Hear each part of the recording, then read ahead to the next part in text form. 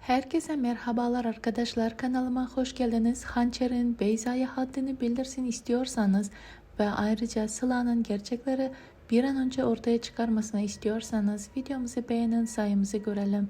Gelin dizimizin yeni bölümünde Cihan'ı zorluk anları bekliyor ama Hançer bu zor dönemde hep Cihan'a destek olacak. Çünkü Hançer ve Cihan hala birbirlerini seviyor. Bu Hançer'in ve Cihan'ın her bir hareketlerinde gösteriliyor ama çiftimizin aşkı ortaya koyamıyor. Tabii ki de bu aşkın ortaya çıkması için biraz zaman gerekecek. Çünkü Beyza ve Melih sorunu daha bitmedi.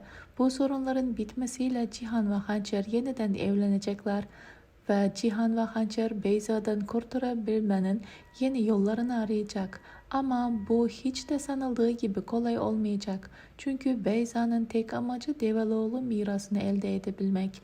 Mukadder ve Beyza'nın kötü niyeti görünce gidip onları tehdit edecek. Bu tehdide rağmen Beyza istediklerinden asla vazgeçmeyecek. Ayrıca Cihan'ı kimin Hançer'in Melih'ten hamile olmadığını söyleyeceği merak ediliyor.